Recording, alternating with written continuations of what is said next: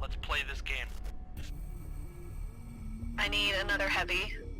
I've got TB and a quick draw. I want to get fairly tight to it. Now, anybody who's going to be working range, I'm going to need you to fade right on this. If anybody's running short, we're just going to stay towards the top of the caldera if we're going to come at them. I have you in the Griff. Griffin. Sounds good. Well, that's the thing. We got to get to brawling range, so I may be moving us right up to the hoop if we have to. Wolverine nach Charlie 4. It's fine, chill the f*** out, man, it's fine, it's just a 5-star. Komm Leute, redet miteinander. 15 seconds. Yeah, exactly, that's fine, guys, 15 seconds, don't die. Guys. 3, 2, 1. Charlie Dar, CT, yellow. Okay, go for Charlie, so we can go There, to your left, there's there. Sorry, shit. So, jetzt guys, hinter die Indie-Pocken. Mediums be prepared to pull back E40 towards the E5 border. On my mark. Left side, come on! Like now, I need strikes on OP barrel. Wire are strikes up. Die Hauptgruppe rechts, Uferlinie. They have 3 mechs sitting on the left side. When you pass over, Overheating is bad. both legs on the grip.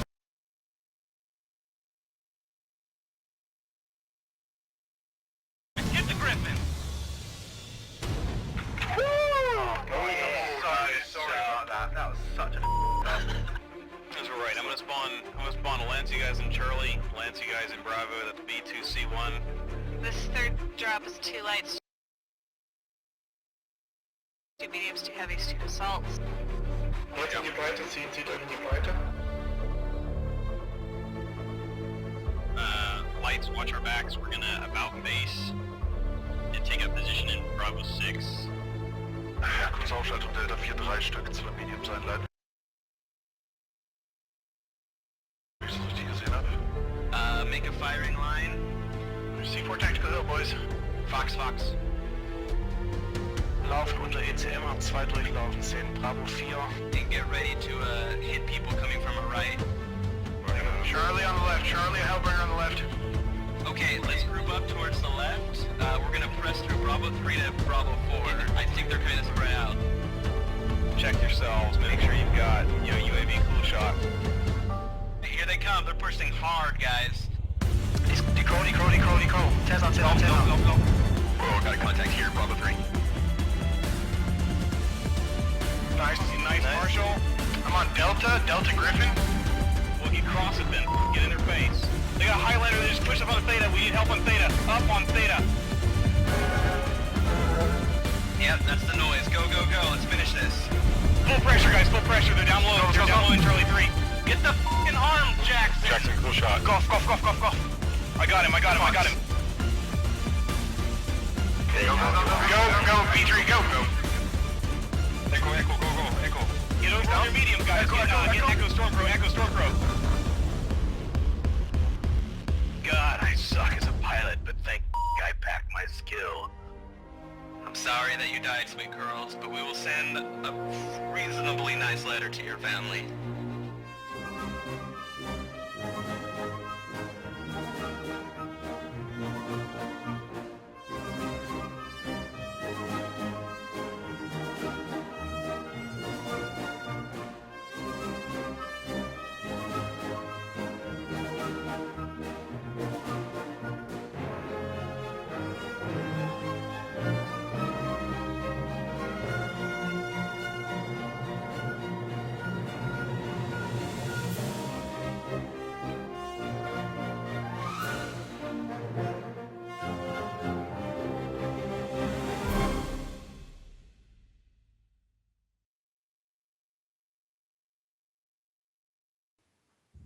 Greetings, Mech Warriors, and welcome to MRBC Season 7, Week 4, Division E1 matchup between New Texas Mercenaries and the Monitors.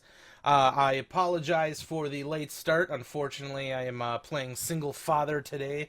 My wife is celebrating her birthday with some friends, and my son decided that he didn't like the taste of his antibiotic and decided to eject it in a wonderful fashion all over the floor and stuff like that. So that delayed me, unfortunately. That tied with this, of course, being an earlier than normal match. You know, they picked 30 minutes earlier. But thankfully, both teams were able and willing to hang out for a little bit and give us an opportunity to get set up here. So we're getting, I'm a little bit all over the place at the moment, getting going, getting stuff, yeah. Couple nifty things that I was working on today with the help of Shell, continuously trying to update this overlay system to make it better. And today, while my kid was napping, I was able to make some new changes that I'm kind of excited about. One of the big changes is if we go over here, say, to look at the new Texas mercenaries, I did not have to input any of this data. It is actually live drawing this from... It is live drawing this information from the MRBC website. So this is another reason for all team leaders, fill out your team description, keep your rosters up to date, because both the roster and the description are pulled live now from the MRBC website, which significantly lowers the amount of time that I have to prep for a cast. I'm super excited about that. So I am going to have a little bit more. I'm going to start drawing the logos from the website as well, which I think will be nice too. Then you always have the most recent logos and stuff like that. So super stoked about that, and I think that's going to be a great tool for all of our Shoutcasters when I do, of course, release this tool to the public. So, as you saw here, this is the information that New Texas Mercenaries had up, and they have a pretty big roster. My delay thing is kind of covering stuff up there. Sorry to Super Bill, we don't want to forget you. But then we will hop over here to see the same kind of information coming live from the MRBC website on the monitor. So I'm extremely excited about that. Got that coded in there with the help of Shell, and it is pretty damn slick. I'm kind of proud of myself on that one. But, so yeah, we are, there's 2 casts going on today, by the way, and I think that, that you guys should support both of the casts if possible. So if you're interested and are able to do like a multi-stream or bring up 2 streams, definitely bring up my stream since you're already here, and bring up Poopenshire is streaming on his channel as well. Both streams are Division E1 matches, so we're kind of doing a showcase of the up-and-coming teams, because you don't want to forget these guys. They're all playing hard. They want to make a name for themselves, so it's very fun watching high-end competitive play, but it's also important to give that attention equally to the teams that are trying their best and learning, and we might see these teams in higher divisions later.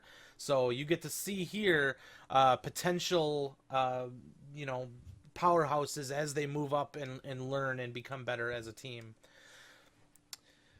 So our first map today is Canyon Network. Whoa, look at that cool thing that I did with the map and the animation and stuff. That's something else. I'm still working on that page. I'm not quite happy with it yet, but definitely give your feedback. Let me know if you think that's pretty jazzy. You might find this familiar with the loading screen or the map voting screen. I was able to extract those videos and get them into my overlays, so something a little bit familiar to you guys. So yeah, Canyon Network. This, of course, is drop 1 of the Season 7 MRBC rules. So we are running 4 lights, 4 mediums, 0 heavies, 0 assaults. Maximum of 1 of any chassis with 1 duplicate allowed. Only mechs that are available for C-bills right now or as of last week are eligible, but hero mechs are eligible as well. Kind of wish this season they weren't because of the stinking oxide, but that's okay. both teams get them. It's still even ground, and we've been seeing a lot of them in use. I think we'll see a lot of them in use today as well. No strikes, and this is being played in skirmish. So what do you think we're going to be seeing on this super light drop, Mr. MD? By the way, this is MDM0, my usual caster. Doesn't need an introduction. He is actually on his mic this time. I didn't tell him that his audio sucked. I was a little bit on drugs and stuff because of my sickness. It took Bandit 3 hours. I was like, oh, by the way, your audio sucks. And then it turned out he had his webcam microphone as his primary. So, oops.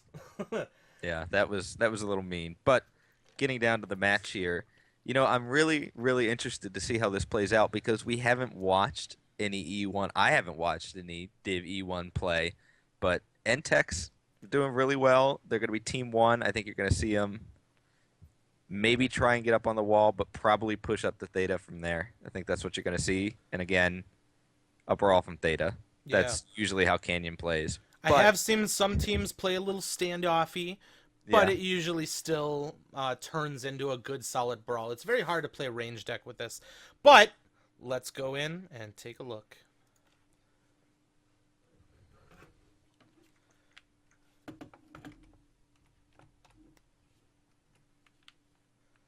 Alright, we're going to come over in this region here. And I am seeing double oxides for the monitors, Arctic Cheetah and Jenner 2C. And a double Stormcrow for NTEX. Interesting. Now, streaks are not allowed in drop 1, so they would have to be either running SRMs or the Party Crow, or maybe some bastardized version of that. We do have a Shadowhawk 2D2. I've been seeing quite a them. A Crab, interesting choice. I haven't seen too many of those. And a Cicada. I'm not gonna bash it or anything, but we haven't traditionally been seeing cicadas in this light of a brawl. Now the Lance over in this region is heading around, and they're actually going to slam mediums to mediums here. The lights for the monitors need to catch up. They are and these horribly are out double of party position. crows here with a Hunchback 4SP and a Griffin backing them up. They see that target over there. I don't know, what is that bandit over there? There's a Blackjack 1X. NTEX actually had no clue where Monitors was moving until that Blackjack fired the shot and he saw him snap around. I do think that Monitors was horribly out of position, but they kind of got away with it, and the brawl is about to begin. The 2D2 is engaging the 4SP, tossing some SRMs downfield, and we actually have two separate battles occurring right now. New Texas Mercenaries has partial high ground, and an Arctic Cheetah is horribly out of position and being focused down 4v1. Not a very good choice. While this is occurring, the rest of his team on the Monitors are playing a very standoffish strategy here. The Arctic Cheetah gets lagged. He is about to go down. And this Crab is in a terrible spot for the Monitors. Monitors need to start getting into this fight, or this is over. They are barely scratching New Texas Mercenaries at this point, and they're playing a standoff poke deck while their lights are dying. Those lights are now dead, or at least one of them is. They've taken significant amounts of damage, and the fight slowed down a little bit, and NTEX is starting to get into the brawl. They are bringing the fight. The 2D2 is getting completely slammed. He goes down. They worked some fire onto the Cheetah, but while that happened, another Oxide goes down. 3 dead now, 4 dead now for the Monitors, and this is quickly going in favor of New Texas Mercenaries. While this is occurring, the Crab, I believe, is lagged into the background here, gets taken out smoothly by the Griffin 2M, and this was an extremely one-sided battle, and I'm pretty sure, based on what I saw at the beginning, that was a little bit predictable, the outcome of that, and we will get into that shortly here.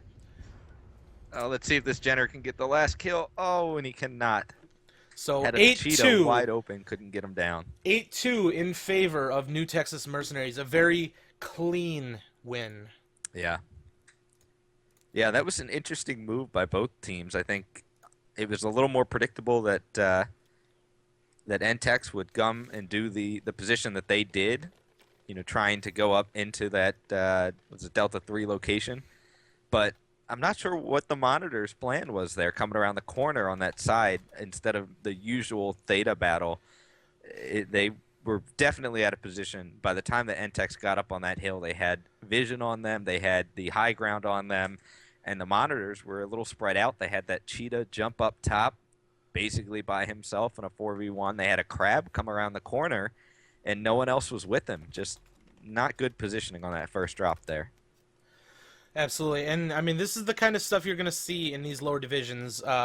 You don't typically see matches that are very mirrored to what you see in high div play, and there's a reason for that.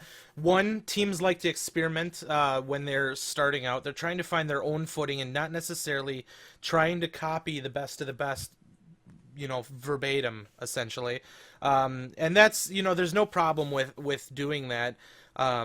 Because what works in Div A may not even work in a lower division, because a lot of high tier stuff relies on very precise accuracy from key players and trust that those players are going to hold their lanes. And I have seen, from my experience in low division play, a lot of Div A strats can fall apart to a well-organized brawl and stuff like that. So you will see different strategies used here, and you can't just say, well, that was a dumb strat or anything like that, because it may work in this area. And obviously, New Texas Mercenaries is a powerhouse in this division right now, and even though they moved in a very non-typical fashion, it clearly worked for them. I did not have the picture-in-picture up for that last one. I apologize. I will try to get in there. Everything was a little bit of a rush. But let's go ahead and take a look at the map, and we will quickly just demonstrate where this went down. So the mediums over... let me go to the other color. Mediums started in Alpha Lance for NTEX in blue. The mediums started in Alpha Lance for the Monitors. Now they sent immediately down this channel their main mediums, and then their light lance came in behind. New Texas Mercenary immediately came this way and actually started coming up here, and their lights over here, I'm pretty sure, came up, scouted, and joined, or maybe even came down this way. Bottom line, the combat zone for New Tex was here, and the main body was here for the Monitors. Now, the issue that I saw, the biggest issue that I saw, you had one Arctic Cheetah come up here and begin engaging in the middle of the NTEX line. Ballsy, but... I mean, they had two party crows up there. It did not work. I mean, obviously, it's suicidal. He could have been trying some sort of diversionary tactic, and normally I'd be like, oh, he's crazy, but sometimes it can work. And the only time that I see that kind of thing working at all is when this group that's sitting here on the corner engages, and they did not do that. They sat there, they poked, and we saw percentages flying in favor early of NTEX. That sacrifice of that Arctic Cheetah was a complete waste. He did not accomplish anything, and then even still the fight did not happen. They were perfectly fine sitting here just picking off the targets that were presenting themselves, and then NTEX takes it in and the brawl starts right here. Well, the other thing that happened there was after that Cheetah died in Echo 3, you also saw a Crab kind of cut across that side and wind up somewhere on this hill, but basically got legged up here on the hill and took himself out of the fight. And the brawl didn't begin until after that Crab got damaged. Just seemed very passive. And you're right. I think when that Cheetah was up there, if we had seen the Monitors push in, when NTEX was facing that Cheetah down, it could have gone a different way there, but a little too passive, I think, on a drop that light, unfortunately. So I'm going to pop over to the replay, and oh boy, that's not quite what I'm looking for. All right, let's take a look at that. That'll work for now. I haven't been able to set this up yet. So as we see, the monitors do come around the corner, and NTEX gets up on top and starts poking some crazy scratch damage on the lights who were late to the fight. Yeah. They need that scouting. They need to know that, oh my god, they're right there, and we're spread out, and we're going to start getting poked. I mean, it was a ballsy move to go swinging around that corner. They were clearly going for speed, but their lights did not make it there in time and took extra damage. There's the Arctic Cheetah, crazy as hell, 4v1 fight, barely doing any damage. I mean, he is getting some scratch in there, but here comes the Jenner 2C to help him. But the whole time this is happening, and this kills me inside when I see it, a blob of red guys popping SRMs at 300 meters, not helping anybody. They're not armor sharing. They're not creating chaos. They're not doing significant focus damage. And that is the biggest factor as to why the monitors did not come away with a win on this one. So then NTEX turns around. They've done their duty against the Arctic Cheetah. The 2C gets away. They bring the fight into the monitors, and they show them how it's done. Yeah. They were perfectly content sitting together and murdering an Arctic Cheetah while the monitors attempted to poke them at range. They were completely content because clearly it was going in their way. Yeah.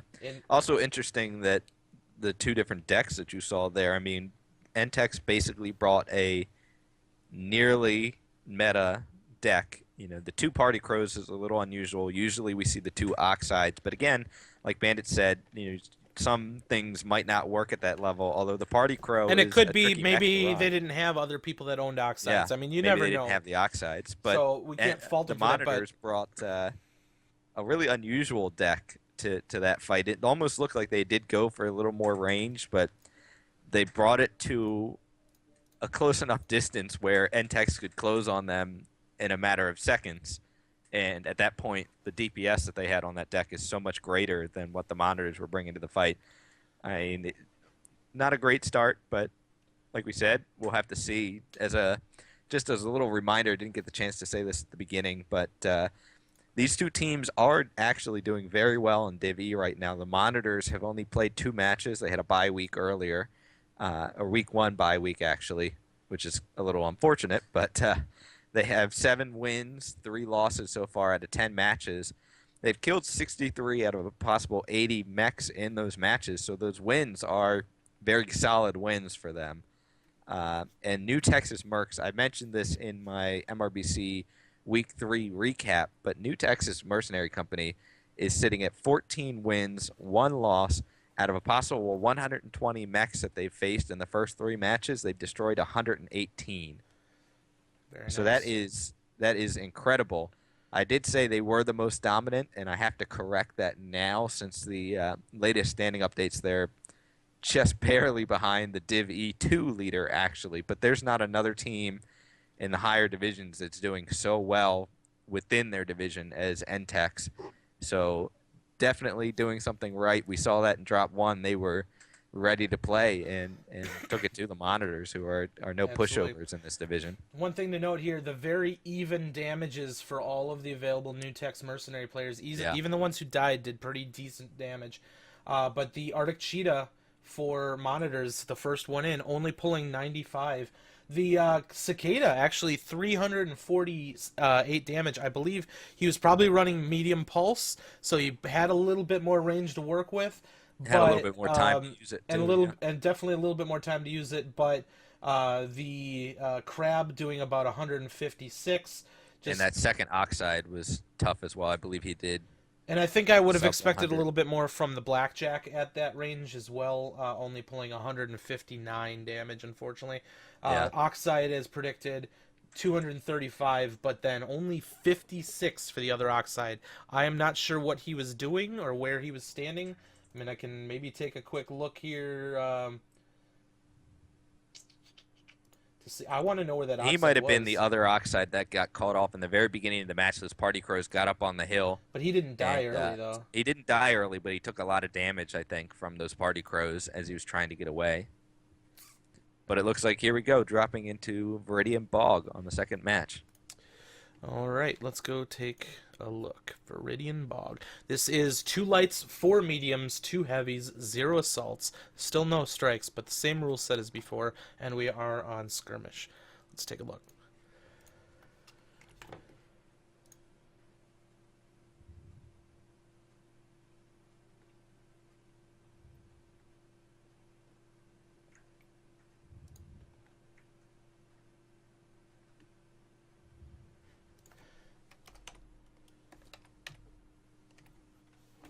Alright, we are over on the monitor side as usual.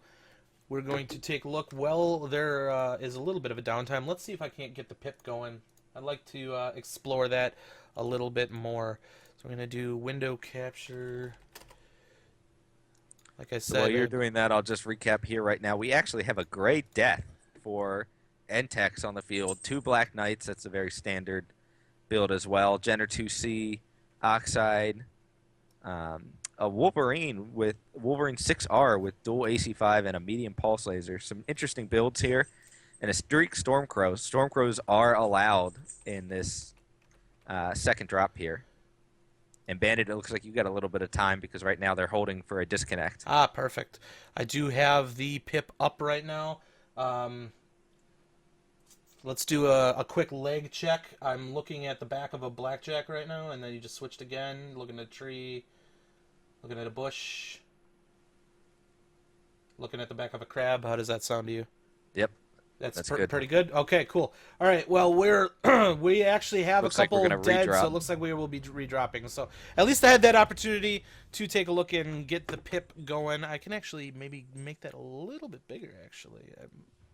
Just a little bit. Definitely looking for feedback. Like I said, we had a little bit of a late start. I didn't have any prep time today, unfortunately, due to kid puking. So I apologize for that. But I am always looking for feedback if anybody has any to offer. While those guys are doing that, let's go ahead and take a look at the map for Viridian Bog Skirmish. So, this is still a very light deck, so we're not seeing any assaults here. Things are going to be slowed down a little bit. The heavies start to make it a little bit less of a blind charge, but that means, I mean, I can look at the deck right now. I'm sure they're going to drop relatively quick, but a couple Black Knights on one side. It looked like NTEX was prepared to do a little bit more standoff. I mean, they had those Black Knights with the large pulse, medium laser builds. AC5 Wolverine is an unusual choice, but we'll see how that, I guess, plays out. And we are seeing large lasers and things. We are seeing dual Black Knights on both sides. Both have taken Oxides. That crab is making its appearance now on the NTEX side, but there is still a crab on the monitors. We are seeing a lot of crabs that we typically don't see in higher tier play, but maybe they know something we don't. Well, the crab is pretty popular for the fact that it's a little bit smaller, I think, than it maybe should be. Makes it a little tankier. You know, it's a tanky little mech for a medium, so I can understand why it can be popular. It's pretty popular, I think, in Pug Q as well. So, you know, maybe it's not the top of the line meta, but these are teams that are kind of feeling their own way into competitive play here. So they're going to do what they do best, and that's really what you're looking for at this level of play. You're not trying to conform to whatever the top tier players do. You're trying to do what your team can do best. And obviously, you know, it's been working so far for these guys, so why change? Absolutely, absolutely. So in terms of the map, well, we have a little bit while they get readied up here. We will be dropping in relatively quickly. But just did you just load back into the map again? I did not. It just disappeared on me again. All right, so just real quick, monitors is Team 2 in red. They kind of have an advantage in that they can essentially get up to these stairs quicker than these guys can assault around D4. So they have a little bit of a speed advantage, but nothing's stopping these guys from coming around this side or this side. But having the high ground on this position is a significant advantage. Yeah. There's a little bit of an imbalance on this map in favor of Team 2, but it's a little imbalance. It's definitely not a huge game changer. So we will see how that affects these two teams. Now they have seen each other's decks. They had an option to change out, but they decided not to. Everybody just readied up and went for it. And I'm pretty sure we're going to see a nice big medium to short range poke de-evolving into a good solid brawl. But one team could easily just take it straight to them. But speed is the name of the game here for the monitors. They need to get into that key position, otherwise they're completely and they've throwing... slowed up a little bit with their light mechs, trying to get what looks to be some Overwatch scouting rather than go to those steps directly with the they're not really challenging there. Now, it looks to me like New Texas Mercenaries is opting to actually come in from the water, so the question is, has anybody seen them in water? If they have, that's a very vulnerable place to be. This Arctic Cheetah needs to be the one to see it here. Yeah, he needs to get in Delta 4 now. He needs to see it, but he's not looking for it. He's more concerned about where they might be posted up. And they did just see it. He has just seen it. The crab has seen them, so they are now made in the water. It's those guys in Delta 5. They're going to get rolled up on here real quick unless they're paying attention. What the hell happened? But it looks like they do have some Black Knights in that position, so they've got what looks to be an advantage at this point. Let's see if they're able to trade around the corners here. Oh, Jesus. I don't know what the hell's going on here. Sorry. Okay. All right. We are looking like we got a little bit of a trade now. New Texas Mercenary is up on top of the stairs, but they haven't come all the way up. And we have a lot of people firing into this lane here. It looks like there's a little bit of a choke from two angles on the stairs by the monitors, and it's actually working really well for the monitors. Here comes the charge.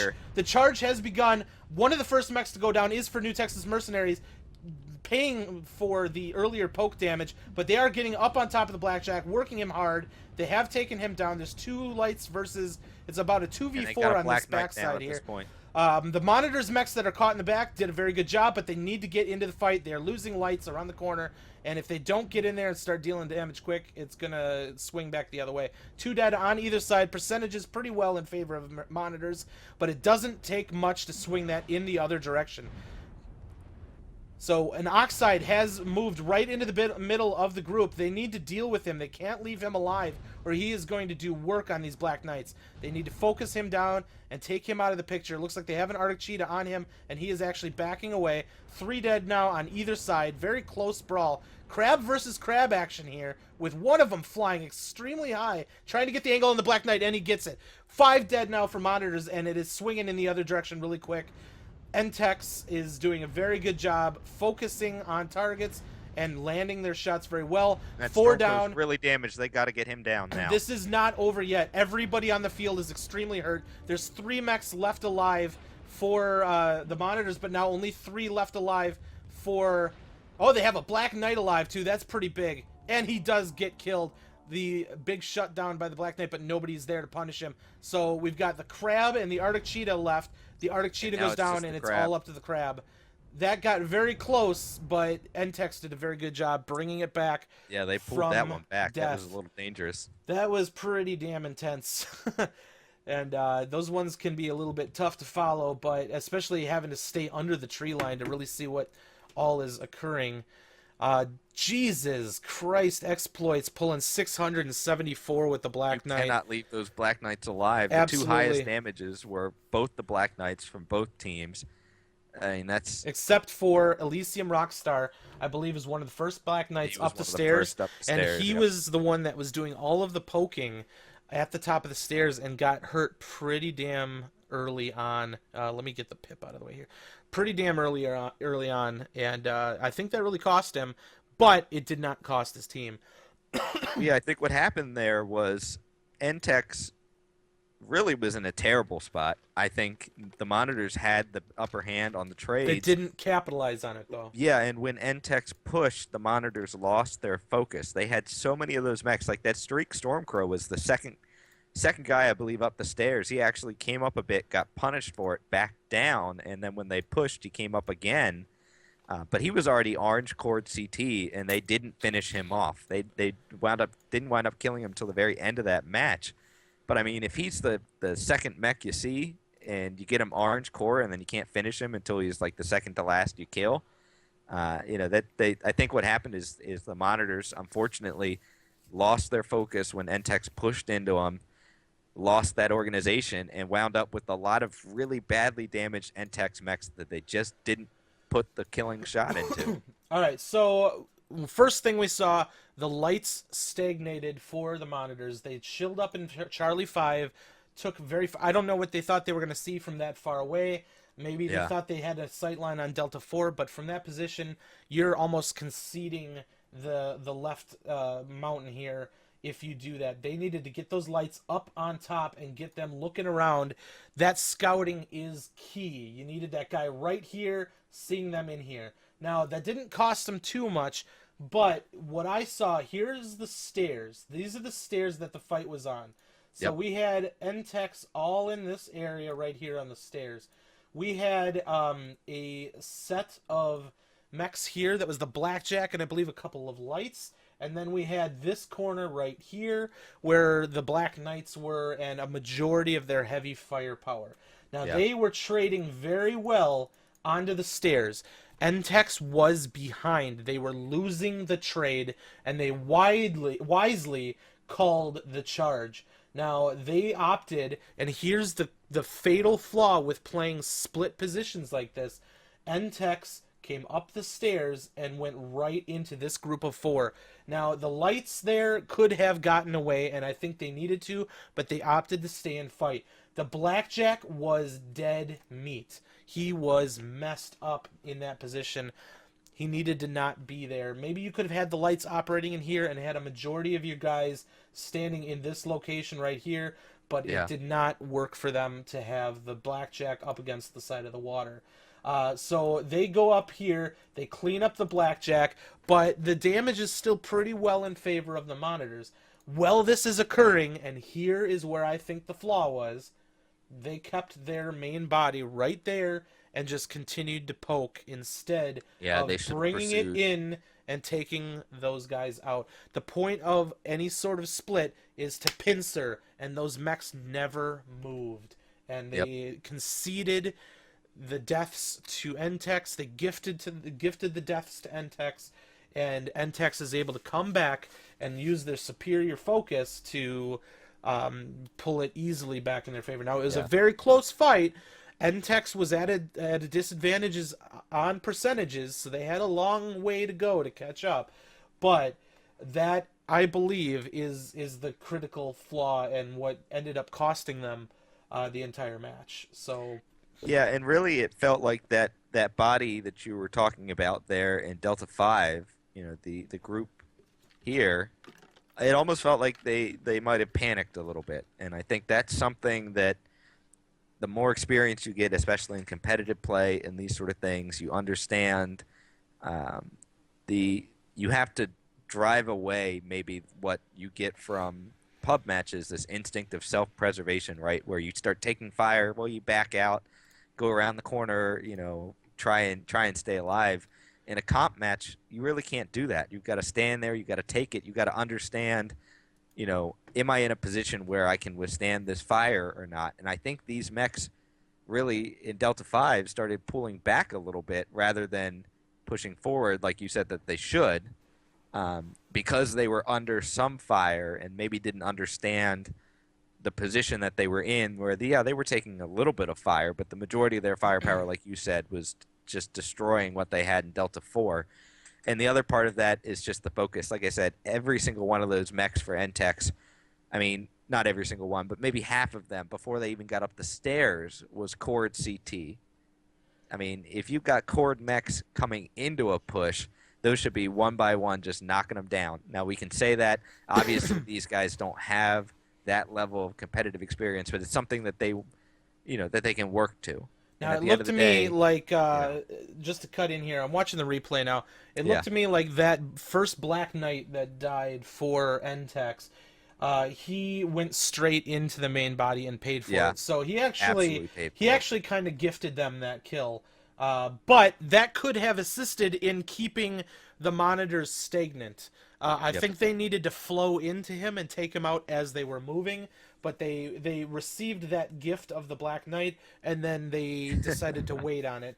And as we saw, while that was occurring, the blackjack. Now you would say Black Knight for blackjack, what a hell of a trade. But the lights stuck around with the blackjack and actually took quite a bit of damage in that, and they really needed to pull out and rejoin their team. Yeah.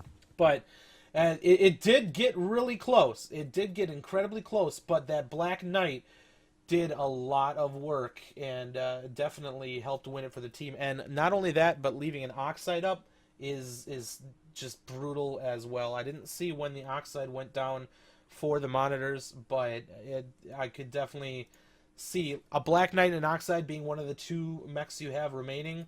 Yeah, those are the two of the best mechs in the game right now. You're in a pretty good position. Here is where the Oxide is actually about to go down. He's actually down behind them in the water. He's down in the water at 57%, and somebody must have just turned around and decided to take him out. Yeah. Here he is. He's actually. Oh, they had two Oxides. Okay. Well, the one was in the water. The other one was working against the Black Knight. No, I was wrong. I was looking at the wrong one. That was the blue Oxide that was still alive. Crazy jump jetting from the regular crab, and wow! Look at that! Oh, I gotta go watch that again. That was obviously unintentional, but we got a little bit of Counter-Strike surfing going on here. Surf map. What the hell was that? Goodness gracious!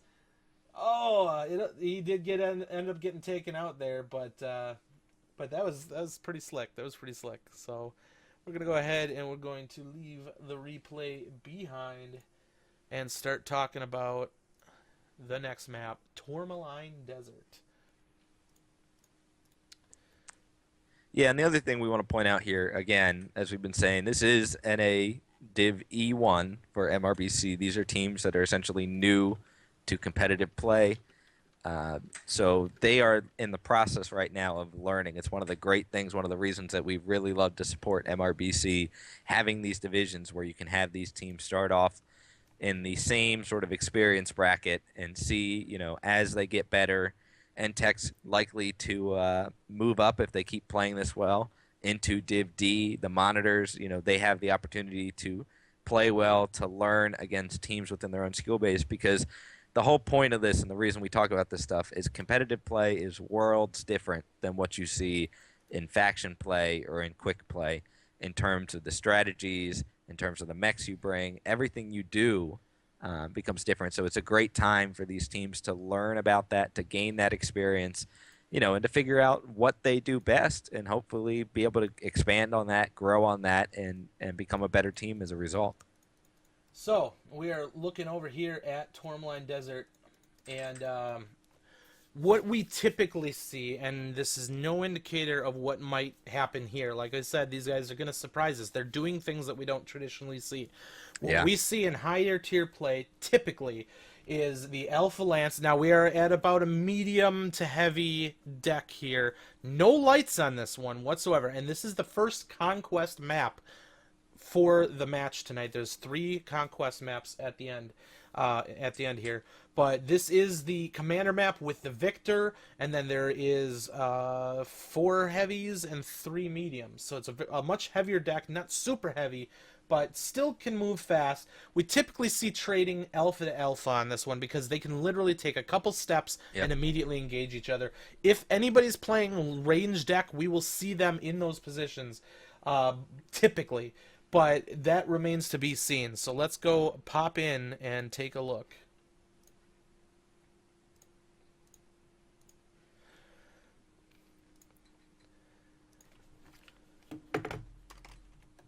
Yeah, I really don't know what to expect out of these teams, though, because like you said, we've seen basically, we'll say unusual or different strategies, both drops so far. So we are actually over on... curious to see. We're over on the New Texas Mercenary side, and I am seeing some Black Knights with large pulse, medium pulse, a Timber with streaks. 4 streak 6s on a Timberwolf. That's interesting. Ultra AC-10s from an Eben. Wow, a lot of... what is this confusion? What are they dancing? They're dancing. Okay.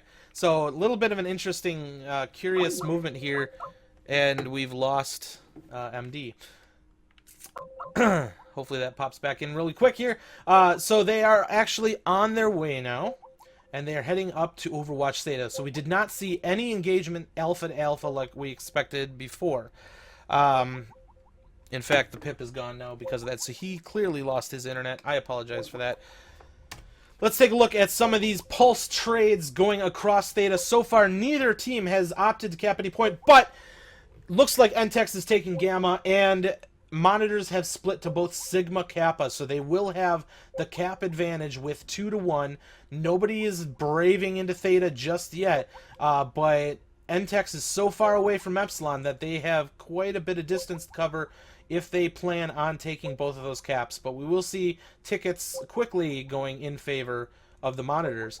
That means it's going to be on New Texas Mercenaries to make the move. But looks like monitors is beginning their push up. Now they can't get greedy here. They have the cap advantage.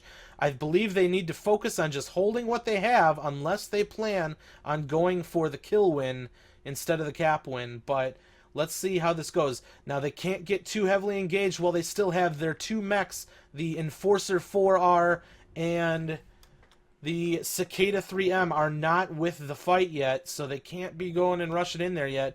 But I think they are pretty satisfied just doing a little bit of poke and doing whatever they can here. Let's see if this quick draw can get any good angles here. He is running, I believe, ER large lasers. Yeah, 4 large lasers. So he is running 4 large laser quick draw 5K. Has a lot more range than a majority of those mechs, except for the DACA can reach and touch people. Now, one of the NTEX mechs is making a move on Epsilon, but it looks like the Cicada, instead of rejoining main body, is deciding to head over to Epsilon. So we might have a 1v1 fight over on the Epsilon side. It looks like Monitors is getting a little greedy. They're moving up to Theta, and NTEX is going to have the opportunity to essentially set up a firing line and start laying it onto Monitors. Not sure if this is the best plan here. If they're going for a cap win, they can't just throw their main body into the grinder like this, because it's going to go right in favor of NTEX. Now, they do have a bad shutdown on the NTEX side, and he does get taken down as well, but they are just falling one after another on both sides here. Just bad overheats, bad positioning, and a lot of good focus from NTEX.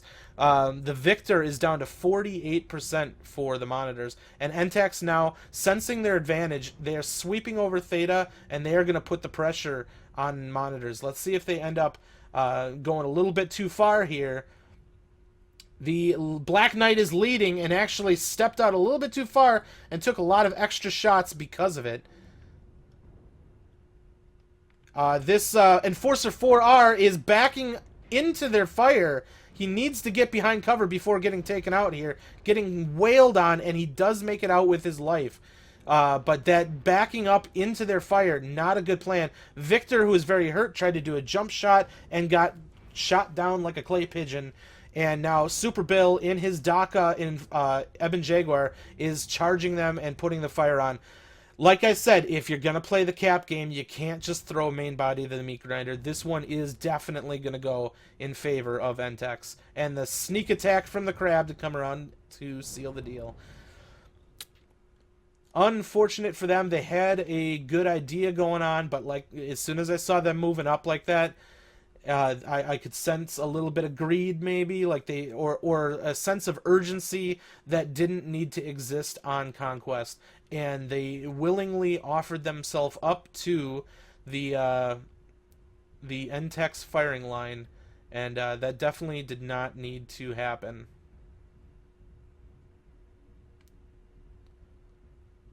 So the lone Cicada, who was playing the cap game the entire time, is still doing his job, but unfortunately it's a tall order as NTEX spreads out into all of the corners of the map. And they will win on caps. Or maybe they'll find the Cicada and kill him. Honestly, I think the Cicada needs to understand that he is pretty boned at this moment, and he should try and focus on getting an opportunity to pick off a couple enemy mechs to get as many C-bills for his team as possible. Otherwise, this is all just kind of a waste for him. They are clearly going to win on caps here, and so his focus should be on trying to get into 1v1s and win them. A lot of moderately hurt mechs, a couple severely hurt mechs on the NTEX side, but in a 1v1 with 100% Cicada at the optimal range, which he's probably running mediums. Medium pulse, medium laser, one large pulse. He could potentially kill something that he runs into, but he's going to have to do it, and he's going to have to do it quick. A lot of NTEX is running in pairs of 2, which is very wise.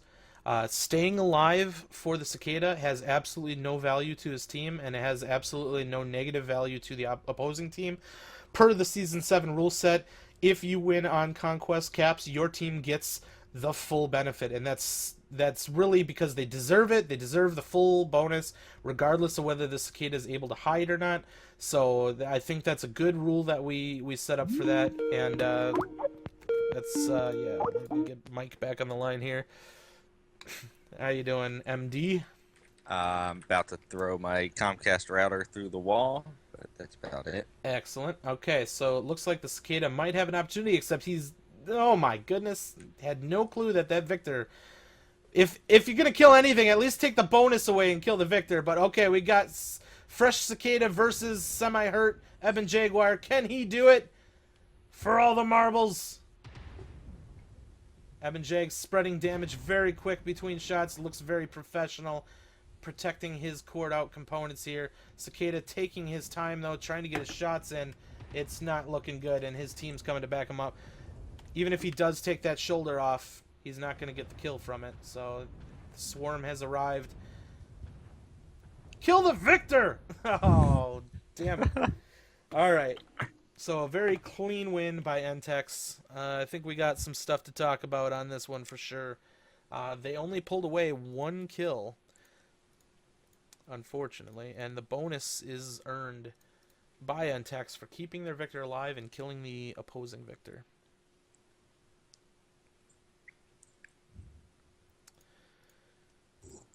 Taking a look at the scoreboard, the Black Knight did quite a bit of damage. The Crab, I believe, was the one going to get the cap point. The battle was pretty much over by the time he got back, only pulling 43 damage. But he was doing his job as well. Not a bad job. The Black Knight for the monitors, 94, and a Wolverine 6K, 98. The powerhouses, of course, were the Quick Draw and the Thunderbolt 9SE doing the most work. But unfortunately, a lot of mistakes, I feel, were made on this one, and it really did cost them. Yeah, I was really bummed. I wanted to watch that match. It looked like both teams are running the more of a large pulse, medium sort of range instead of the ER larges that we often see on Tourmaline. It's okay because Comcast decided that I didn't need to watch that. I'm going to let them know. Lost internet. Please re-invite. So, if anything, you know, this is looking pretty one-sided. Monitors still has a chance to bring it in a little bit close, but it looks like New Texas Mercenaries have effectively won this one, which is very good for them. Monitors really do need to focus on trying to pull out whatever they can now, because anything can happen in this league. Now, let's take a look at the replay here. We have our initial poking from NTEX, back and forth between NTEX and monitors. And once again, I'm pretty sure the percentages were a little bit more in favor of the monitors. Let's zoom a little bit more forward. While this is occurring, we see Sigma being captured and Kappa. So the monitors have the cap advantage. Gamma has been taken by the Crab, and now he's moving over to Epsilon. But even if they take Epsilon, monitors still have a ticket advantage. Now, this movement here, I don't think this was necessary. This just basically puts them at risk, but it's not the worst thing in the world. They can operate in this region and not completely get wrecked. But if New Texas Mercenaries decided that they wanted to push around, they had multiple avenues to do it, because they could come from the right, they could come from the left easily, and they can essentially hit them from two sides if need be. So this is a pretty risky place to play. Not my favorite place. And if you're playing the cap game, which clearly the monitors came thinking we should play the cap game because they brought a cicada to the party. And I think they should have stuck to that because they were doing it well. They were winning on caps. This is the movement that did not need to happen. They were winning on caps, and they either got greedy or for some reason thought that they needed to rush into Theta, where NTEX has a nice firing line set up. The Victor is leading the charge, gets completely wrecked, is desperately trying to back into his teammates, just trying to get out, down to 55%. The Black Knight, next to go down, essentially does nothing, just completely wrecked by an NTEX firing line. This was a mistake. Like, if somebody didn't say mistakes were made in their head when this one happened, they should have, because that was the game-losing move right there. Straight up. Did not need to go to Theta. Did not even need to move. They should have been focusing on setting up their own reception line because they were winning on caps, and it was on New Texas Mercenaries to either move into Theta and challenge it, which they can fire at from range and stop the cap, or just set up a firing line, and New Texas Mercenaries would have to rush them to try and seal the deal. And they basically gave this one away, and I think the scoreboard reflects that. That backup there did not need to happen from the Enforcer. It effectively just gave away armor to the opposing team. The jump jet over, I mean, clearly Mercs is not going to let him get away with that. And just one after another, and then here comes the DACA just pounding in, and that's all she wrote. Nothing else to say about that one. It was a very cut and dry loss. I don't think Monitors needs to overanalyze that one at all. So hopefully they've learned something from it, and hopefully our viewers, if anybody thought about trying that, have learned something as well. So we are going to be heading into Drop 4. Now, I don't mean to be super extremely critical here, but that was a fatal flaw, and it was an obvious fatal flaw. In a higher tier thing, if you see something like that happen, people start talking about it, like, what the hell were you thinking? Now, we see stuff like this happen in lower divisions because they haven't had the experience to tell them that maybe that's not a good idea. You know, things like this happen in low divs. So I'm not bashing on them. I love these guys. You know, Monitors are a great group of people led by some great, awesome people I've worked with in the past. So mad props to them. But I'm doing this because I love you guys. I want to help you. And I'm not necessarily the person that knows everything. But when I see it, I'm going to call it like I see it. And I might be wrong, but it seemed to me like that movement did not need to occur. And it definitely cost them dearly. So we are gonna be heading Drop 4 into Frozen City Night Conquest. Now, one thing that I want to throw out there that I wanted to say a little bit earlier, but it seems a little interesting. From my experience, Monitors has been a very aggressive brawl team for the most part, and they've done it very well. It's a majority of their success, I feel, has come from solid brawling. I'm not seeing that here, and they do seem pretty passive. I think NTEX is taking them a little bit off guard because I don't think the Monitors is used to seeing such a mirror strat where it's just executed so well. NTEX is definitely shining here, and they are doing very well. They're making their own mistakes, and Monitors occasionally is able to catch them in those mistakes and punish them for it, but the mistakes are not adding up to one team getting a significant advantage and taking that to a win. So even when NTEX is making a mistake, they are getting away with it in the long run and winning the match because of just their superior focus and their aim. And I think a lot of that is happening because the Monitors are playing incredibly passive, and I think they're being a little bit caught off guard. We're seeing them play more in the backfield. But as I say that, we just see in Tormline, Monitors is extremely aggressive. Surprise, but it didn't work in this regard because that feels to me like it's not the time to do that. If you're going to play aggressive like that, why did you bring a Cicada in the first place? Why didn't you bring all Brawl mechs and then be aggressive? Because then maybe it could have worked. It just, the deck did not fit the mentality in that particular play. So, that's just how I see it there. So let's pop over and take a look at the map, shall we? We are looking at Frozen City, once again on Conquest. Monitors will be starting in the south side. Let me see if I can do the redesign on this map here real quick. Did they actually show a map or no for the redesign? They didn't, but I'm going to do it anyway. So this is just what you're assuming is they're just going to make it wider. They're just going to That's the redesign there. There's folks. the redesign, guys. If you wanted to know what Frozen City Night, the new they announced in the town hall, I guess that they're going to be the new map. updating it. So we're going to be heading in there really quick. Sometimes we see some movement lower. Sometimes we push straight over. I guess if there's any time for monitors to be aggressive, it's going to be on this map. Let's see what they can do. This place. Let's see what they can do. Let's see if they can pull it together and get back to their old jam and prove what they're capable of doing when they focus. But I'm seeing a Cicada again. Now, we saw a Cicada in use in Drop 1, and the Cicada can deal some significant damage in the right hands, but I just don't feel like it's the medium you need. NTEX has a Cicada as well, though.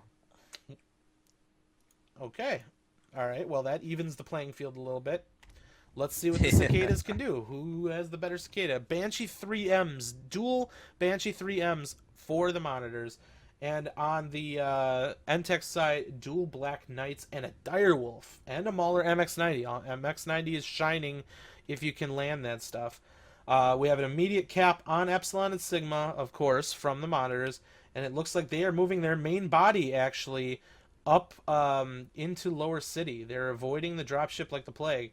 Now, on the New Texas and this Mercenary Arctic Cheetah side, for NTEX is trying to get vision on him, but I don't think he knows where they are yet. He sees the Cicada in the backfield, but he's not looking down toward Lower City. absolutely. He also has the Urban Mech bobblehead cockpit item. Always a good This choice. is the Arctic Cheetah you're talking about? Yes. So he's watching and he's not seeing because they opted to look way far away. Now, is that crab going to give away their movement? Oh, the Thunderbolt will. Just popped him for 7% damage. Surprise. Now, Yeah, and the here's an interesting thing. Now, they need to... to slow down. Slow down. Monitors has 2 cap. They can take Theta unopposed.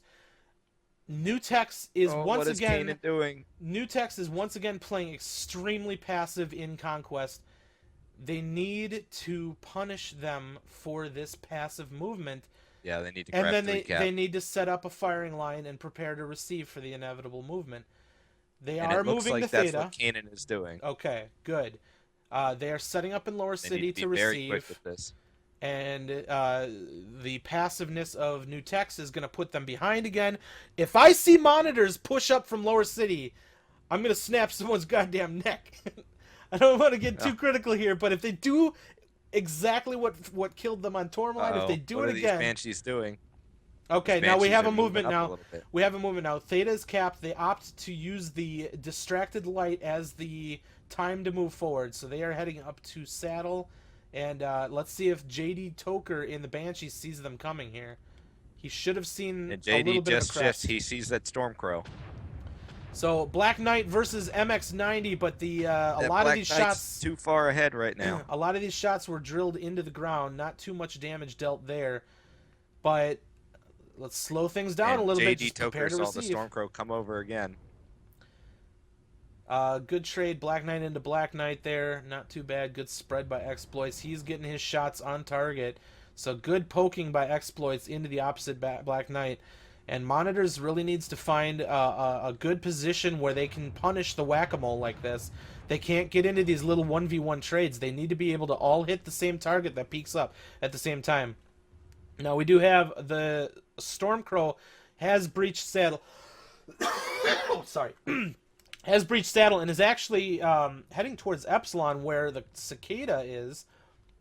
So a majority of them are saddle or have crossed, and Monitors now is pushing up a little bit more towards Kappa. Now this means that they could be conceding Epsilon and conceding the 3 cap, but they are now taking Kappa. So they are going to get that 3 cap back, but they cannot be losing trades like this. Oh, They and they cannot be losing trades Thunderbolt like just this. The MX-90 and the Direwolf are punishing these guys for that position, and they are laying it on them, stripping off armor like crazy. The Banshee is getting caught in the back in transition. The Daka is continuing to kill pound on down. the Black Knight. So that was a pretty brutal movement here. Monitors is getting caught out, and an Arctic Cheetah, Kanan, is now suiciding through the group. They haven't started focusing him yet. He gets a strike on the Direwolf, but they are starting to think about, oh, he could get the back black. They get the MX-90, and Kanan does get a shot into the back of the Direwolf. He is harassing and is actually getting away with it here, but 2 dead now in favor of NTEX, and percentage is extremely low on Monitors. Kanan is not going to get away with this for much longer. That Cheetah. He is not going to get away from this much longer. The Cheetah is on his heels. The Firestarter S is on his heels, and the Cicada, down. and he is going to die. Cap's still in favor of the Monitors, but they need to slow it down even more because NTEX is going to come back from this, and they are going to come in hard. The Banshee is not in a good position. Cicada to go get Gamma. He can't trade here. If he peeks out, he is dead. If he peeks, he is dead. He's going to get run up on and taken out. The Banshees are going to be going down hard at this point, and this is going to go in favor of New Texas Mercenaries. I'm calling it right now. There's no way. Yeah, they don't have the mechs alive and the Caps. That Cheetah actually did a good job, I think, creating a little bit of havoc, but he didn't get any support from his team, it felt like. Monitors. God damn. I got to cough this out 1 second. Go ahead.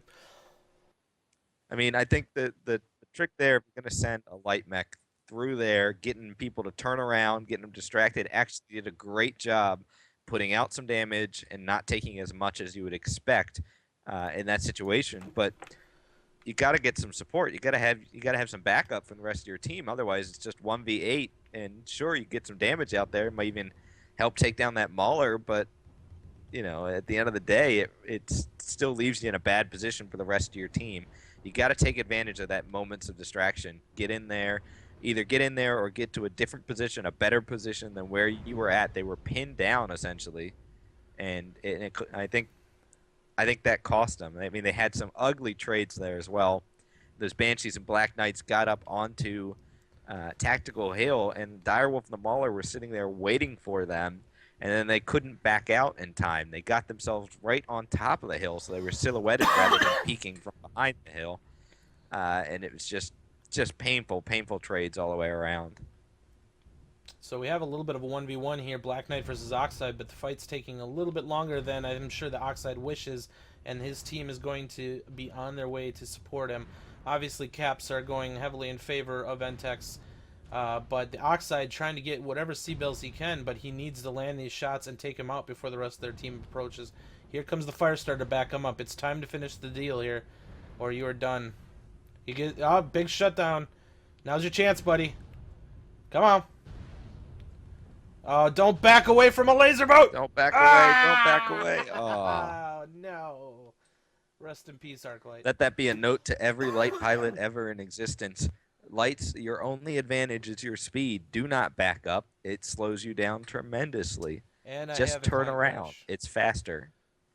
I have a client crash. You'll have to read off the scoreboard for me. All right, that's okay. I'll take a look at the scoreboard here. 584 for the Black Knight exploits, and Elysium as well, 393 for NTEX. That Direwolf B, 676 damage, and the Mauler, 490. And that was the only mech that the Monitors were able to get down. Their Oxide did do 300 damage, so that's the best score on their team. The Banshee 3M 182. The other Banshee managed to do 286, but just not good trades at all. The Thunderbolt 9 SE, I believe, was the first one to go down. He only managed to get 100 damage. Again, they climbed up on that little hill, a tactical hill, but they silhouetted themselves. They climbed on top of the hill rather than try and go from around the hill or the side of the hill or next to those little buildings there. I mean, when you go stand on top of the hill, you got a lot farther to go before you get down. How many kills did the Monitor manage to get? The Monitors only managed to get that Mauler. Just the one? The one Mauler, and that was it. Yep. Okay. So the bonus C-bills going to New Texas Mercenaries. So they're flying high right now. They are doing very good. This is a very clean match for them. Monitors are just not able to put up a fight, unfortunately. But they are doing their best, definitely. Those bad trades and just taking all of that extra damage, unnecessary damage, bad positioning, and it really cost them, because once the brawl started, you've got mechs that are at 60 to 70% versus a bunch of fresh mechs. Yeah. That one was over before it started, unfortunately. The brawl was over before it started. So we will be heading into Drop 5, Caustic Valley. This is the heaviest drop of all. 2 lights, 0 mediums, 2 heavies, 4 assaults on Conquest. Same as before, but strikes are allowed.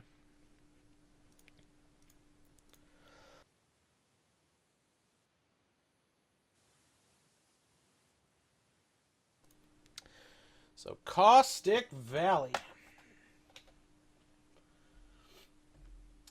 Let's take a look at the map.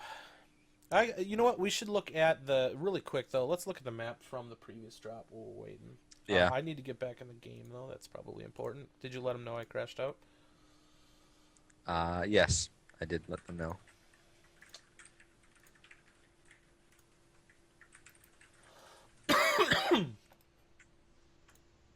Oh, that was Frozen City. Make sure they send you an invite once I get the chat working. So we have movement from...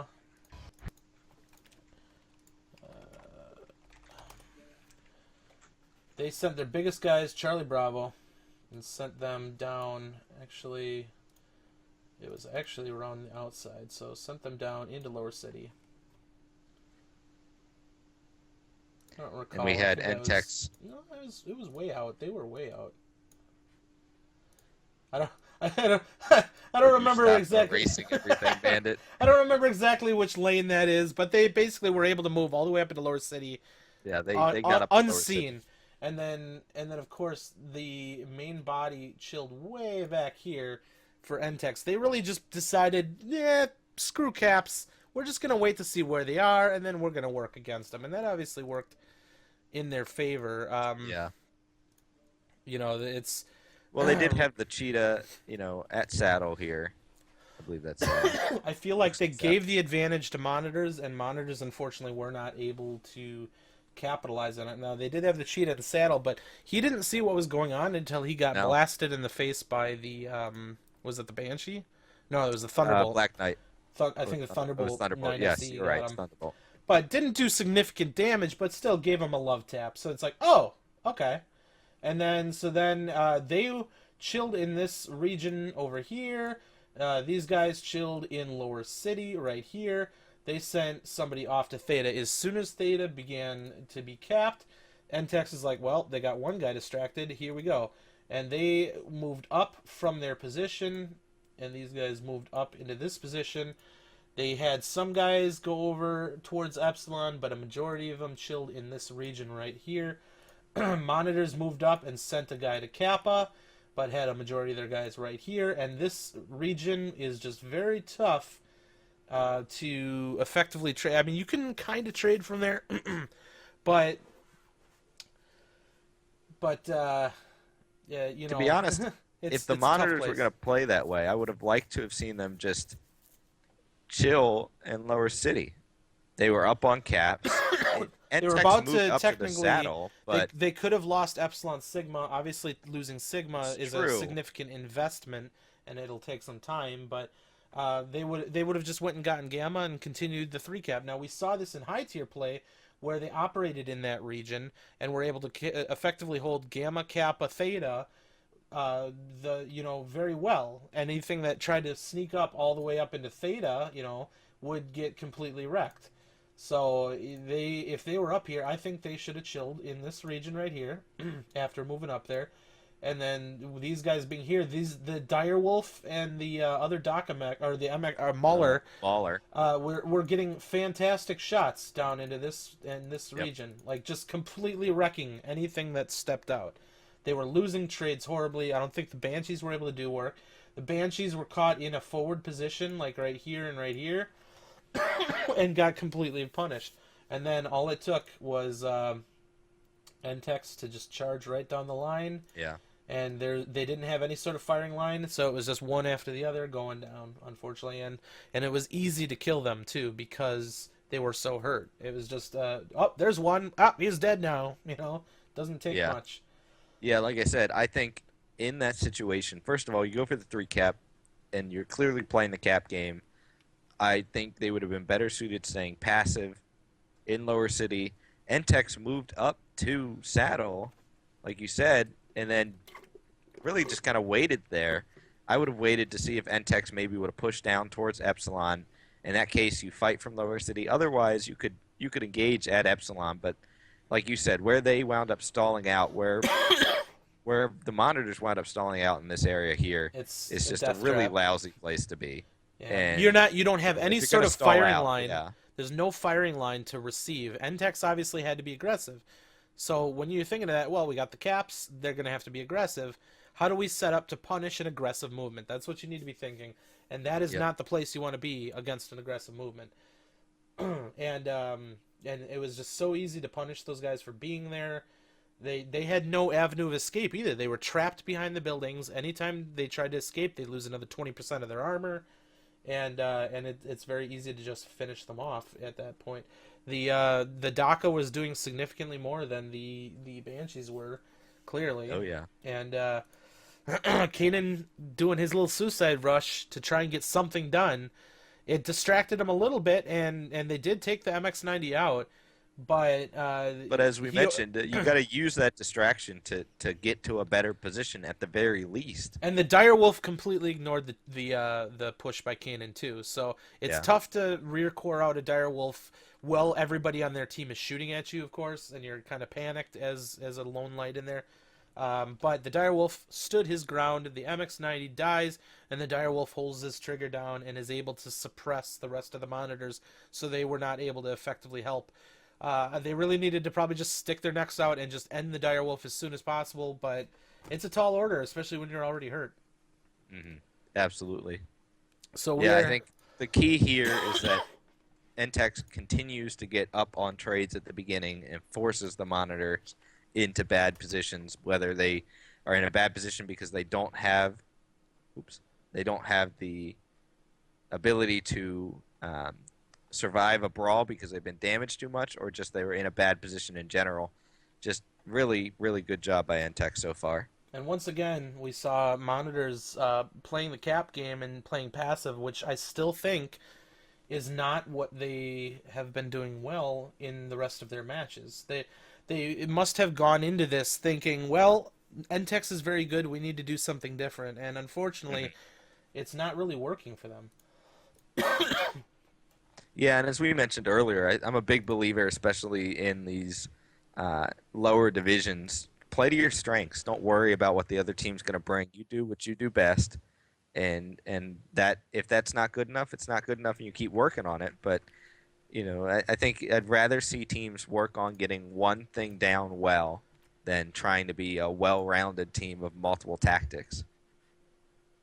But Here we go. Last drop, Caustic Valley.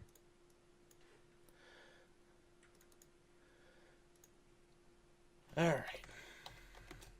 Apologize for all the coughing and stuff. I am still sick, but I'm coming off of it finally. It's just a little bit of, when I talk a lot, it kind of punishes me. So, apologies. Hopefully the pip's been working a lot better. I've been trying to keep up on keeping the latency low, and just looking at the pip compared to when the mechs are dropping out, that's not bad at all. I'm pretty impressed with that delay. So hopefully you guys can see what's going on, and hopefully the quality is good enough. We are over on the monitor side, and we are seeing dual Mauler MX-90s, which is pretty predictable for this kind of situation. Large and pulse laser medium, and heavy triple AC5 Ultra and double AC10 Ultra Direwolf. So they are loving the Direwolves. And there's a Direwolf, a King Crab, and 2 Maulers for NTEX as well. A little bit of range, but also a Streak Stormcrow Timber. They have a large laser Spider. I think they're going to be using for caps mostly, but for the most part, pretty standard builds, I think, across the board. Ultra AC5 Maulers instead of the plain old AC5. So if you can get those Ultras rolling, you'll do a ton of damage. both teams are kind of playing a little bit of a NASCAR here. They opted to go off to the right side of the caldera on their respective sides. They are capping their near points, and it looks like Monitors has the jump on Kappa now, so they do have the cap advantage, but Epsilon is quickly going to fall, which will even it up pretty shortly here. But majority of the assaults are continuing to work their way across the caldera, and nobody has challenged Theta yet. Now, in a race of NASCAR, Cynic Frog needs to be a little careful getting stuck on stuff. Direwolf, King Crab, Dual Maulers versus Direwolf, Dual Maulers, and Battlemaster for Monitors. Timber. Oh, so you can tell the difference between a Battlemaster and a Banshee. Shut up! That was an accident. God damn it! You're never gonna let me down for that. Well, it does look like here that NTEX is making a move now for Sigma, so they're going to know that they're doing this NASCAR position as they start to capture points that have already been captured by the Monitor. Trying to see if Kanan can see this. Oh, now's the time, Kanan. Call it out, buddy. Call it out. They know where they are now, and it's going to be Spider 5D versus Kana. He is pulling out, but he's got backup. And they put up a UAV. Looks like that UAV belongs to New Texas Mercenaries, but they need to... They know where they are. So main body has not, I don't believe, has been discovered by New Tex yet. So at this point, Monitors has the advantage now. They just saw the Timberwolf underneath that UAV. He walked underneath the UAV and did not opt to shoot it down. Somebody eventually got it, but they saw the blip, and so we're gonna have a little bit of Looks like New Tex is either going to set up a firing line or... What are you doing with small pulses at like 800 meters, man? That's what he's got, right? Oh yeah. What is he doing? Oh, he's No! Get out of the... Get away from the corner. Oh man, Gothic. No. Okay, so we got Direwolf versus MX90, but there's a good tight firing line for New Tex. They shouldn't push that firing line. That's not going to be pretty. Oh, this is a traffic jam. Oh my goodness. Come on, Monitors. Gotta get your movement, and you're about to get striked for it. Good airstrike right across the bow of the Direwolf. He's going to get a little bit of extra poke here as he crosses over. No, he actually got away with it. They are on Theta, but New Tex is making their move, and here they come. So can they focus down these guys as they come around? Timberwolf. Oh, that Timberwolf once again got out in front. He's getting rocked. I mean, he's a brawler Timberwolf, but too aggressive, and it was like a 3v1, at least 2v1. They need to set up their firing line and just start pounding it. This spot kind of reminds me of our match on Caustic. Oh man. So I mean, the thing is the Monitors needs to continue to put their fire down. Get that Mauler down. Get the Mauler down. He gets away with 62%. Direwolf now taking his peak, getting down to 75. You know, this firing line's working for Monitors, but they are pretty hurt. Yeah, it actually is. Their but they MX90 can't focus. does not. They can't focus because they're able to filter out. Here comes the outside, finally taking some pokes in the back, but he gets blasted in the face. They get the MX90. They finally get that Mauler down, but they got to get some damage in here. They do. They really need to start focusing on getting their shots in. While this is happening, they're still rolling the cap game, but they're so it's so equal on caps. They need to be focusing on killing at this point. Only one dead for NTEX. A lot of hurt mechs, but Monitors are falling left and right. Hellbringer doing what he can. The MX90 sneaks up around the backside. But he's backing out. He's got to push the advantage here. He's got to get those kills. He's got to get. Okay, so he got the other Mauler down. Here comes the Oxide, about to get hit by a perfectly fresh Cheetah. And that's all she wrote, man. I mean, I don't know if maybe they're just frustrated at this point or what, but it wasn't clean. It was definitely not clean, especially having the information advantage from the start. Yep. And the slight cap advantage, but just some bad movements. And that's stuff that you're gonna see at this level, and that's stuff that they're gonna have to focus on fixing. The nice thing about being in this division and at this level is you've got a lot to work on and a lot you can fix.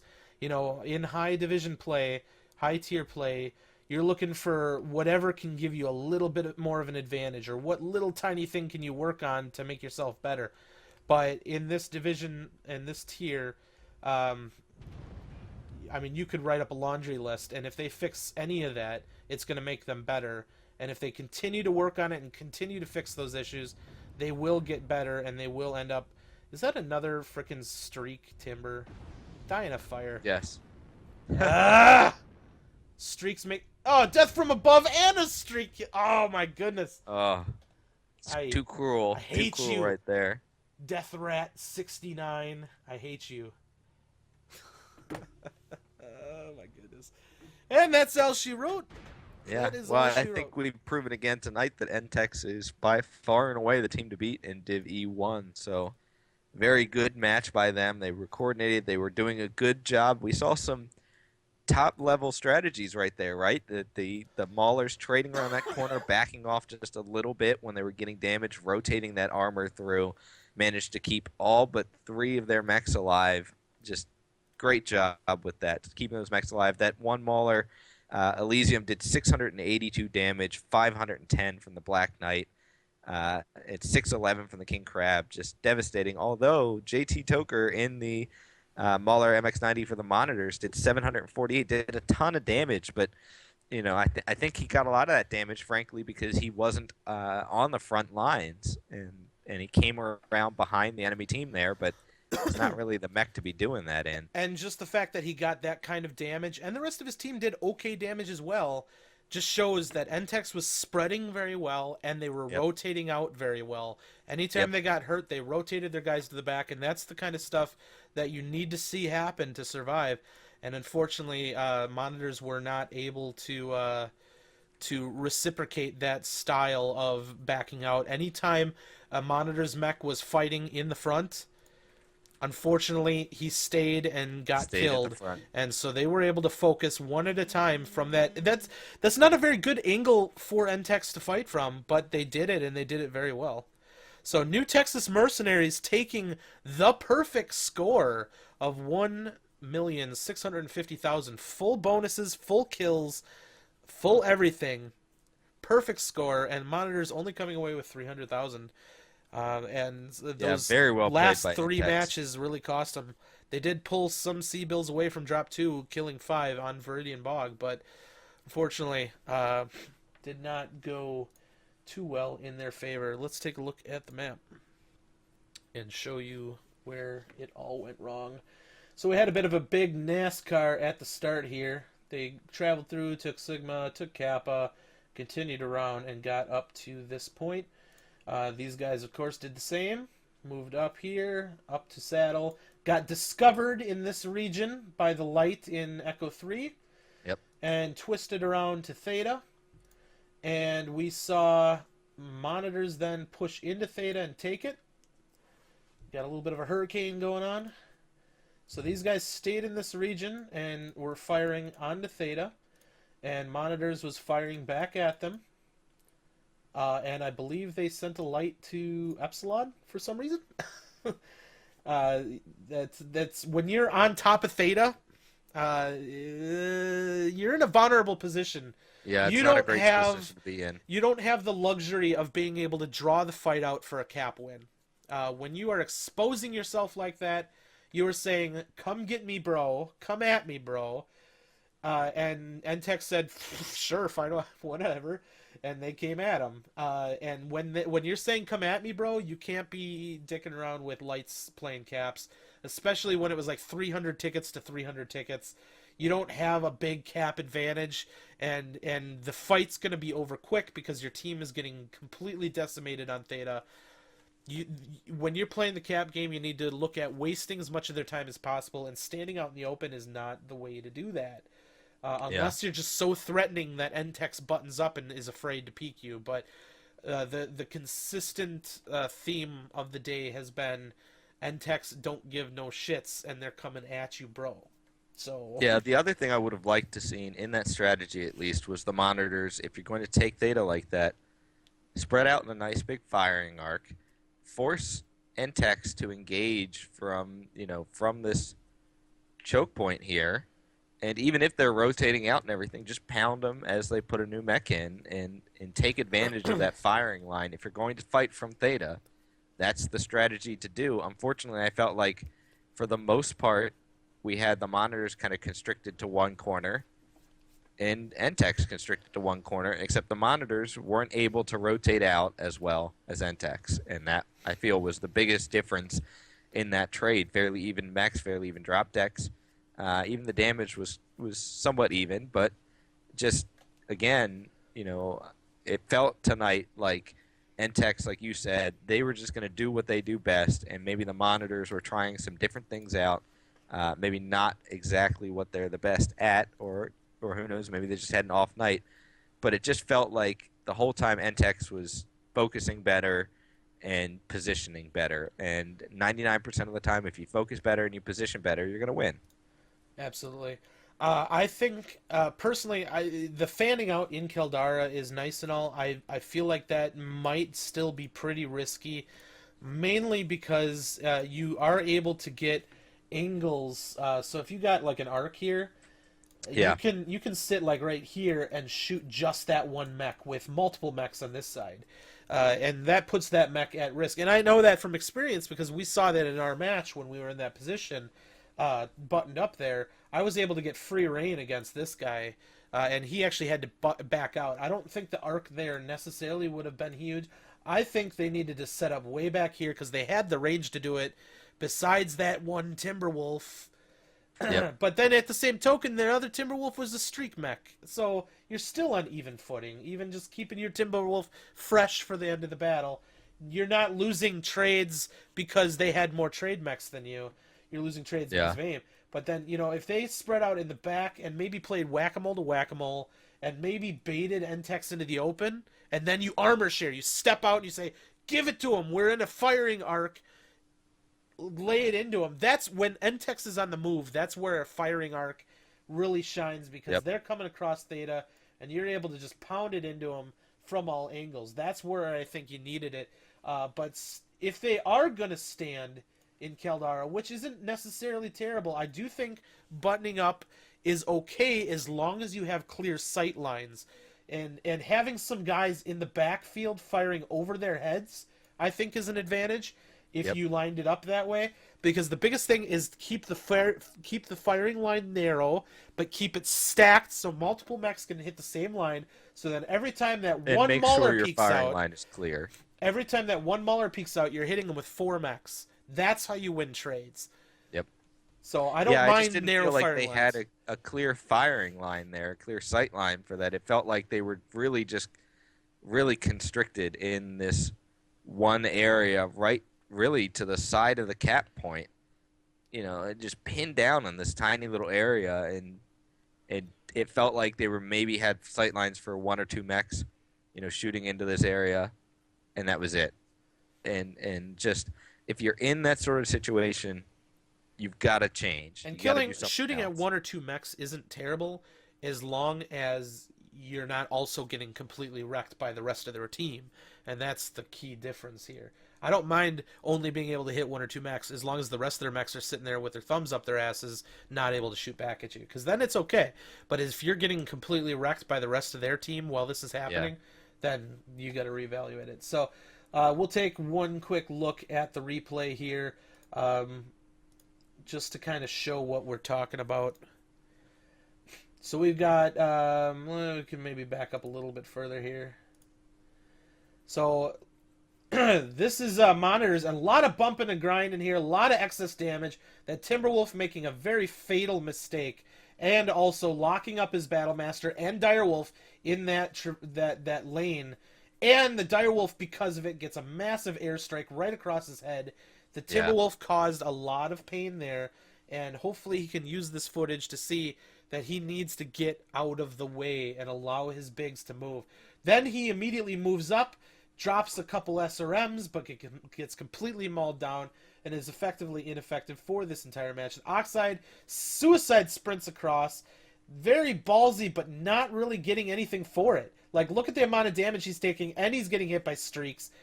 Nothing came of that Not oxide really putting movement. anything out. So yeah. here is where it slows down a little bit more, and they're starting to get that stacked firing lane that I was talking about. Look at those DACA mechs doing work here. This is what should have been happening from the start. That they're forcing NTEX to move in, take their shots, get hit by 4 or 5 mechs, and then back away. That's where they started winning the trades again. But at that point, they were down 2 mechs, now 3 mechs, and everybody on their team's hurt. They started doing well there, but they had already committed so much and lost so much. Then here comes the Mauler swinging around for the attack in the back, kills the other Mauler, does significant damage to the Black Knight. If it could have gone the other way if they had been a little bit tighter in the beginning, and then that Mauler coming around, I think that he might have gotten owned if the fight was slowed down a little bit. If it didn't start collapsing so fast, the Mauler coming around on his own, they probably would have just turned their attention to him and taken him out. But it might have been enough of a distraction to allow the rest of his team to step out and take their shots. Who knows? I mean, because that's not how it worked, unfortunately. But, there goes the Mauler. And I think we've seen time and time again. I mean, it's like the first of WO is numbers win. And when you lose mechs early, when you go down 2-0 early, it's very, very, very hard to pull back from that. And obviously they got into a better situation than they had been in the beginning. But because of that poor situation they were at the beginning of the match, being essentially down 2 mechs and losing a ton of their armor during that opening sequence, it's just, you're not going to come back from that. It's very hard to do. It requires some extremely good play by individual pilots in order to pull back from that. They weren't able to do that, and the match obviously went to NTEX.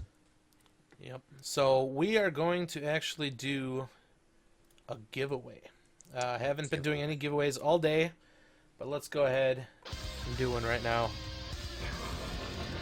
So thank you everybody for coming by and watching. Sorry it wasn't a little bit more of a closer match, but got to see, this is kind of to decide the division, and both teams were doing well against their other opponents, but then you put them together and there's a clear winner, and NTEX is unstoppable. They are doing very well, and they should be feeling really good about themselves right now. And the winner is ESH. You will be receiving your codes after the stream. Hopefully you're following, and hopefully all of you are following me. I appreciate you guys stopping by and stuff, but definitely give me a follow, and hopefully you guys were able to watch and support Poopinshire for his stream as well. Hopefully that match is going... It's actually still going right now. Do you know the score? Are we getting kicked? Right now, Praetorian Legion is up 3-0 over Marine Mechs Devil Pups, so... Still a tough season for them in their first adventure into competitive play. But it's not easy. Nobody ever said this was easy. No, absolutely not. And basically the reason why we split into 2 teams is we wanted to give everybody the opportunity to experience competition. We had like a 20-man roster, and we were consistently fielding the same 11, 12 guys. Everybody else sitting on the bench, they want to play too. And this is our opportunity to get them the ability to play at a little bit more in their level. And as we grow as a unit, we'll be able to bolster their roster a little bit more. So obviously, if you guys are looking for a comp unit, we've got a place for you down there too. But they are getting better. They are improving. They're getting their cohesion together. We basically said, who wants to lead? And somebody had to step up, and they've never done this before. But they are growing as a leader, and we're getting the logistics down. So it's not easy. This is literally... Yeah. I can support them to a point, but they're on their own for the most part. They need to be able to do this on their own, and it's not easy whatsoever. So the biggest thing, though, is they're not losing heart. They're still playing their hardest. They're still playing out, and that means if they're going to be back next season, and hopefully they'll do better in their division. So. And that's the whole thing, especially for these new teams. It's important to play the matches. Play them hard, even if you have a tough night. Obviously, like, Monitors probably didn't want the result that they got tonight, obviously. Mm-hmm. But still, you play them hard, you look at what you did, and you try and learn from it, and you'll get better. That's how every team gets better. That's what they do. They play, they keep trying. They don't give up. They keep going, and they get better. It's just, that's how it works. I remember back when we used to get our asses kicked every single drop in Division E. And now we're getting our asses kicked every single drop in Division B. But that's okay. Improvement. Yeah, exactly. But awesome. All right, well, thank you everybody for coming by and watching the stream. Love to have you. Hopefully you enjoyed the show, and definitely if you have any feedback, feel free to give it out to us. We had a little bit of hiccups and obviously a late start and stuff today, but hopefully you enjoyed the new elements like the map and the picture-in-picture, as well as some of this other stuff. Some of you guys might not have seen it, obviously, but the super awesome animated map and the super awesome automated rosters and descriptions from the MRBC website. If you guys are team leaders, go update your description, because next time we cast you,